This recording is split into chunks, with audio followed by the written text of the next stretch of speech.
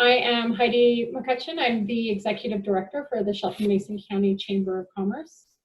I am happy to be bringing this to you today in concert with, in partnership with the North Mason Chamber, as well as the Economic Development Council. Pam, you want to welcome people?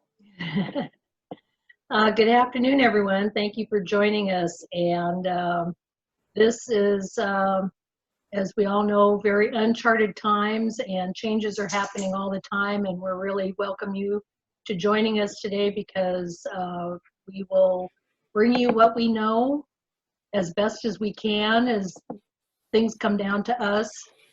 We spend a great deal of time trying to sit in on a lot of Zooms and webinars, trying to get the latest information so we can pass it on. So thank you all for taking the time this afternoon, and I hope this is meaningful for you.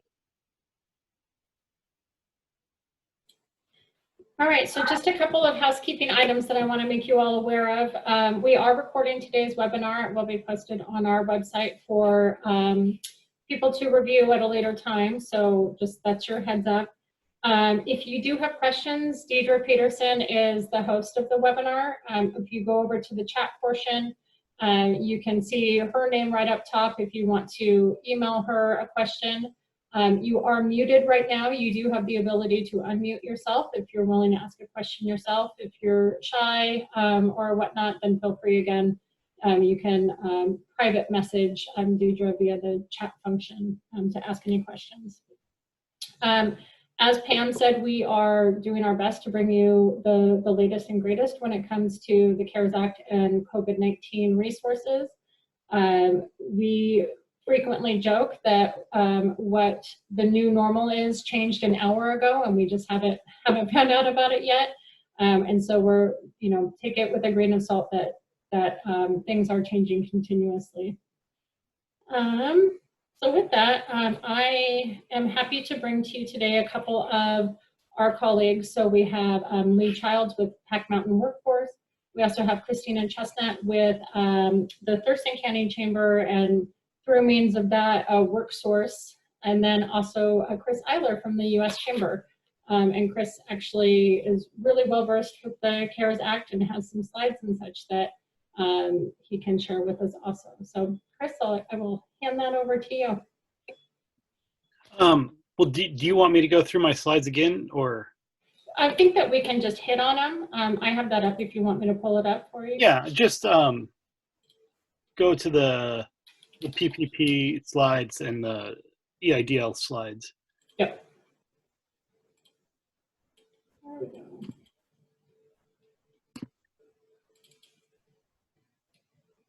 So,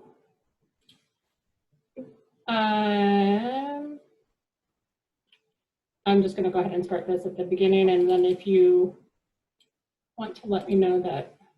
Okay, well, I'll keep this pretty quick since I went over it last week. Again, there are two main programs in the CARES Act for small businesses. The first is the Paycheck Protection Program.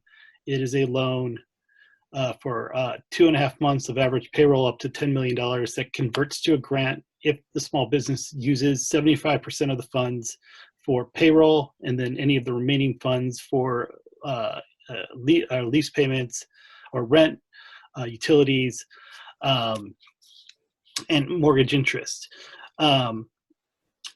The updates that I have are that the program was initially funded at $349 billion. However, there is a tremendous amount of demand out there for the Paycheck Protection Program loans.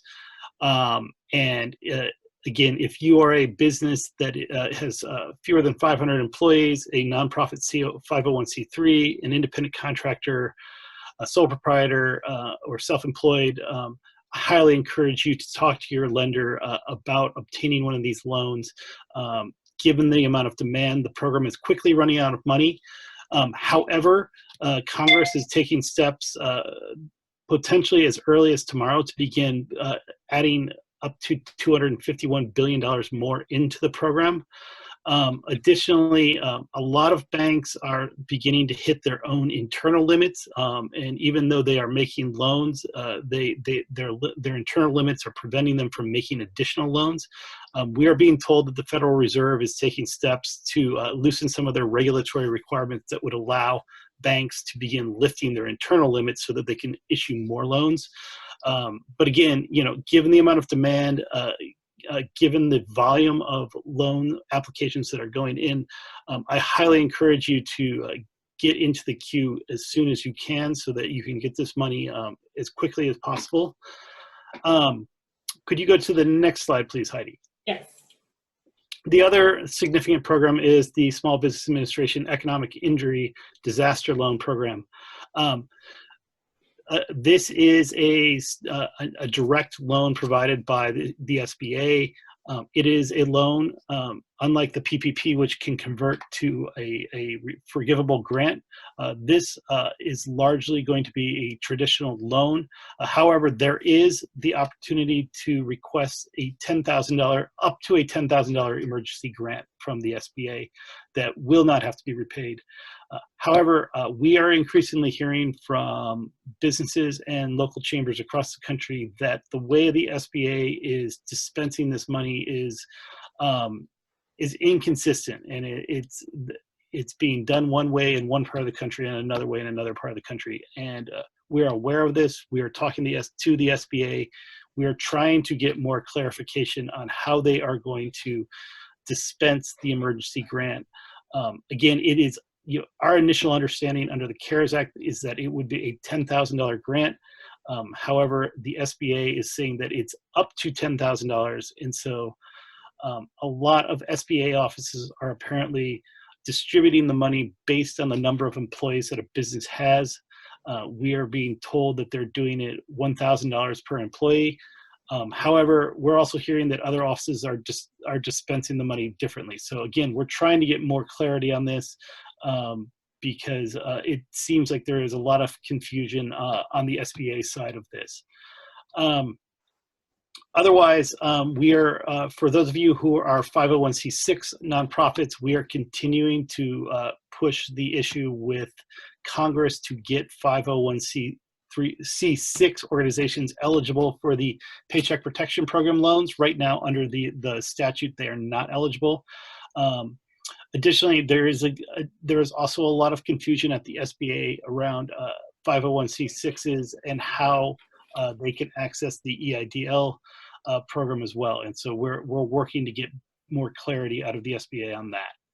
And Heidi, that is my update for this week on the CARES Act. Thank you. Yeah, the couple of things that I've heard from the SBA is that if you're self-employed, it's $1,000 per employee, and that if you're not self-employed and a different, and they didn't really clarify what kind of organization is considered self-employed, but regular business would get that full $10,000. Some people are sticking to the $1,000 per employee, and so trying to get a straight answer out of that has been difficult, but we are continuing to follow up with that and try and see how that's working. Right. Along with that, the way that it's worded, it makes it sound like that emergency grant will be deposited in your account within 3 days of application.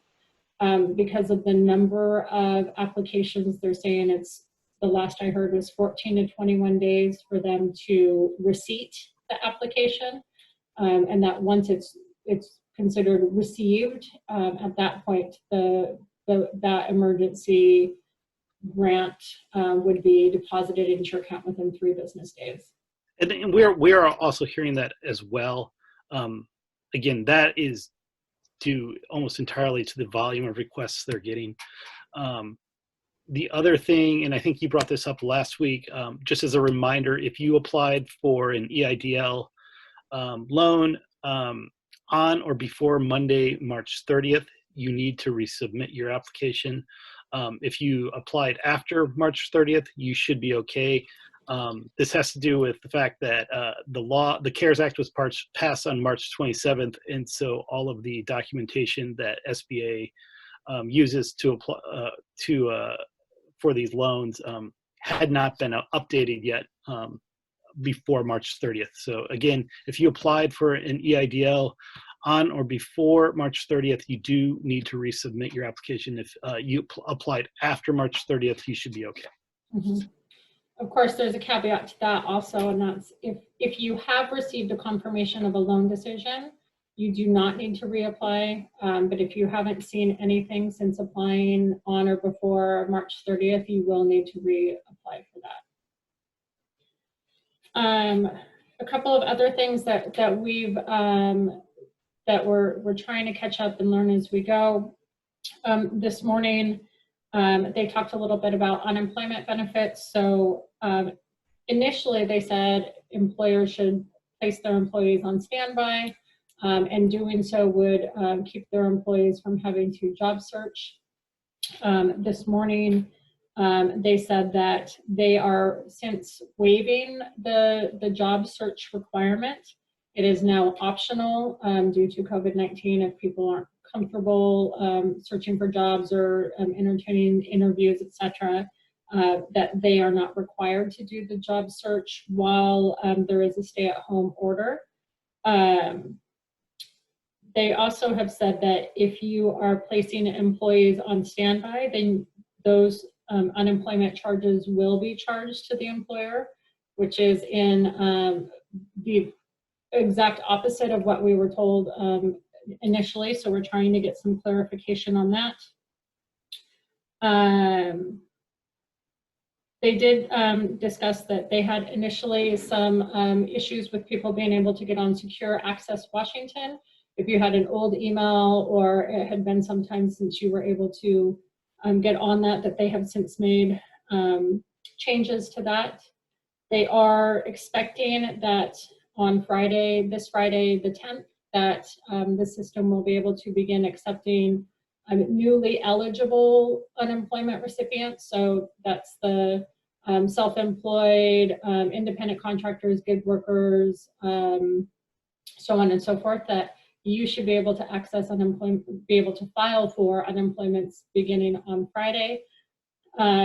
If we find an exact time that will happen, then we'll make sure to post that on our website as well as on our Facebook page.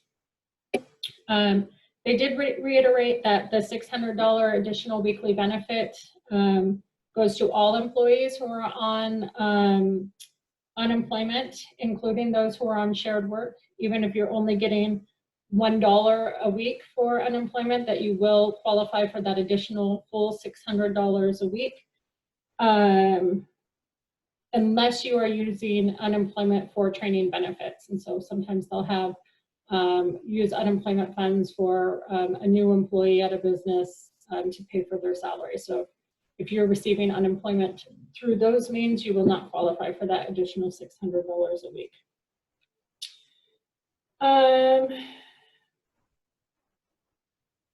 They also discussed shared work is when you're reducing your hours. So anywhere from, if you're reducing your hours anywhere from 10 to 50%, that you can utilize the shared work program, and that those who are receiving unemployment via the shared work program will also be receiving that additional $600 weekly, regardless of the amount of the benefit that your weekly benefit is. They did say that if unemployment is being paid for out of the Washington State Unemployment Trust Funds, that the state must charge for those benefits. I have a call to our legislators to find out if that is the case, because again, initially they said if this is due to an impact of COVID-19, that there will be no increased rate.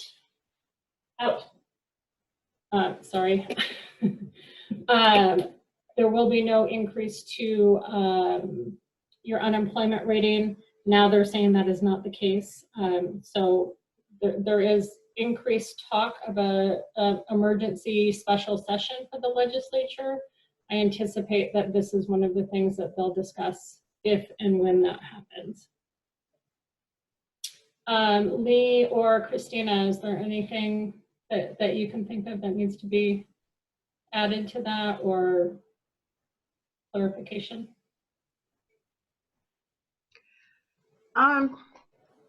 One thing about clarifying the shared work, you have to have more than one person to do that. You have to have a minimum of 2 Okay. folks that are going to do shared work. You can't just have one person because then it's not shared work. And I think that's it. Some of this is news to me, so I'm a little unnerved by some of the conversation about, you know, the changes, but Yeah, and changing daily. yeah, so we'll continue to review that and find out about the unemployment and make sure that we're able to get out the best information about how that might affect your unemployment rating and if there will be relief due to COVID-19. Chris also talked a little bit about the Paycheck Protection Program. Even though it is government funds, it goes on each bank or financial institution's individual books, and there's only so much that they can lend based off of the deposits that they have, and they can't sell them. And so Heritage Bank has told me today that yesterday afternoon they stopped taking applications for PPP, that Heritage is full. I haven't heard back from Key Bank, which is currently an SBA approved lender for PPP. And I did talk to Columbia Bank at 3:30 today. If you are a Columbia Bank member, then you can email Lisa Woodard or call the branch, and they will email you a PPP application. They are only offering that for people that already belong to the bank, but you can still access the PPP loans that way. And Deidre, do you mind copy and pasting Lisa's email and the branch phone number? You will want to call the branch directly so that you don't get caught up in Columbia Bank before you can get that. But they're able still to offer the Paycheck Protection Program. The other one that I am aware of in town that is able to offer PPP at this point is Key Bank. And again, I haven't heard back yet if they are still accepting applications for that or not. The last that I spoke to Peninsula Credit Union and OCCU, they are still going through the process of becoming an SBA approved lender for the Paycheck Protection Program. My conversation yesterday with OCCU said that it could be a couple weeks still. Oh, excuse me.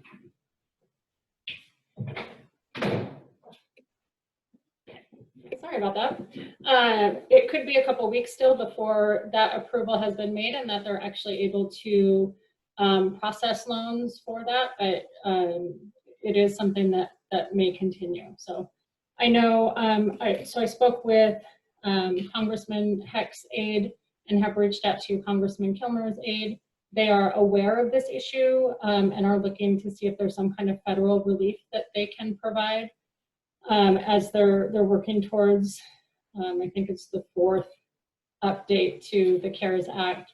That there may be some kind of federal relief so that banks don't have to carry it on their own books, or that they're able to have some relief to continue getting the funds out to the businesses who need it so badly.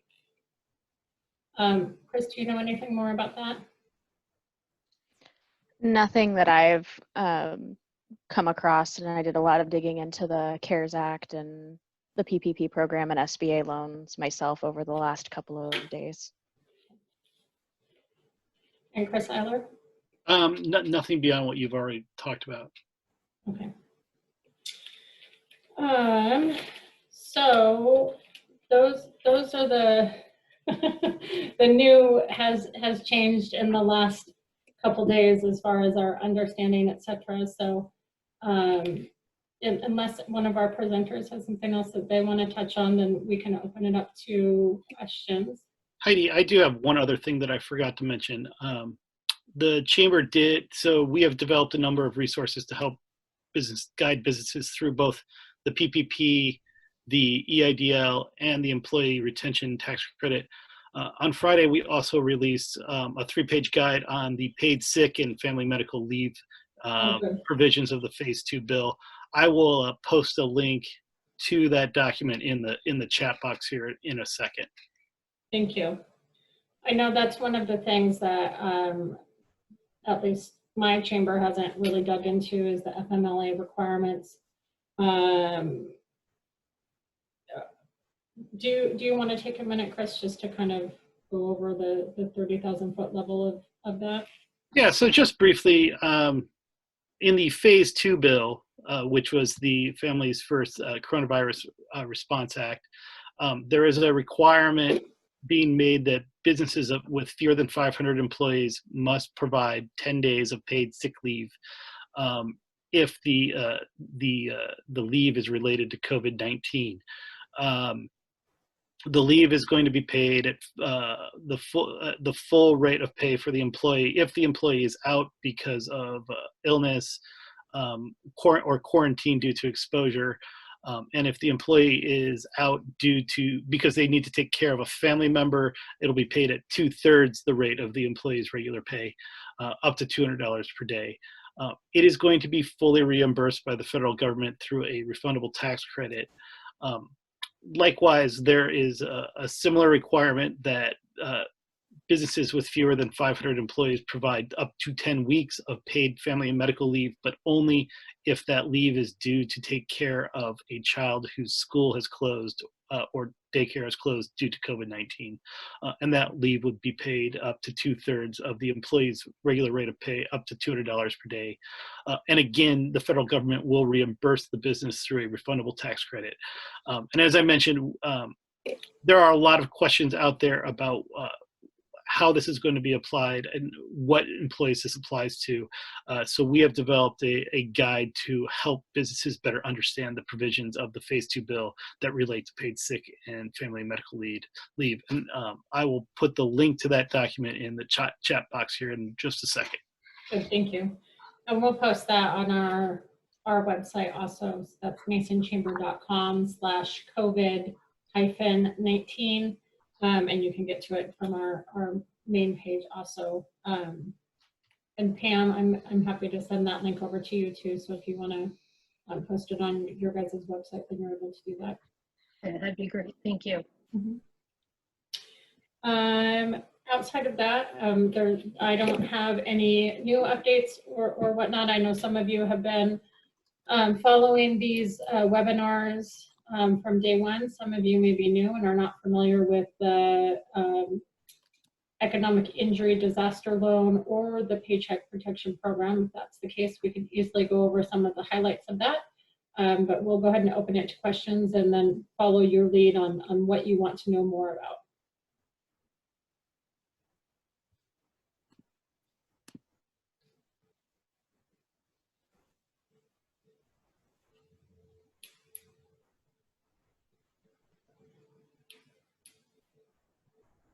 So if you do have a question, you can just click unmute on yourself and ask that, and we will happily entertain or try to most accurately answer any question that you might have.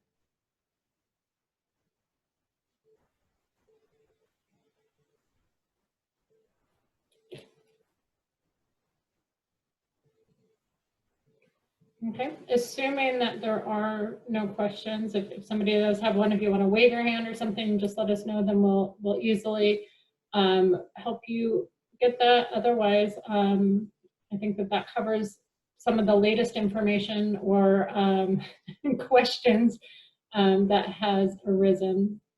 And if that is the case, then we can go ahead and call it a day. Heidi, we did have one question that came through the chat, which is how does the Paycheck Protection Program loan affect sole proprietorships with only a single employee themselves? So I think Chris actually was the one that had some information. Yeah, sole proprietors are eligible to apply for a PPP loan, and I believe so. as of last Friday, small businesses and sole proprietors could apply for PPP loans. And then this Friday, independent contractors will begin being able to apply for PPP loans. But even though you're a sole proprietor, you are eligible to apply for a loan to cover those costs, including your own pay. And my understanding is there's some kind of formula that they're taking off of the 1099s, and from that trying to figure out if you're taking owner draws or whatnot, what that monthly average would be.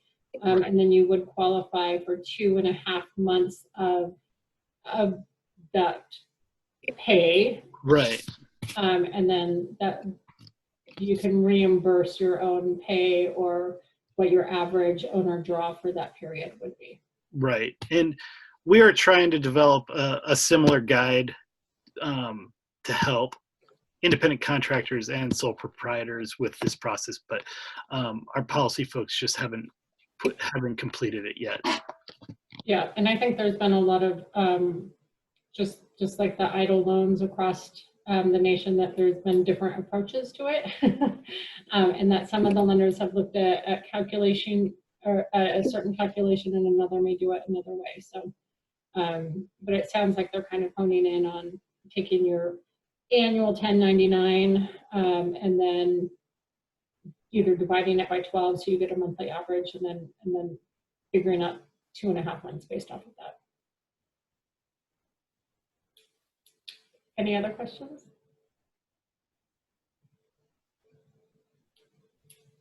No? So Pam and I are both available via email or cell phone. So if any of you have questions, you can feel free to reach out to us.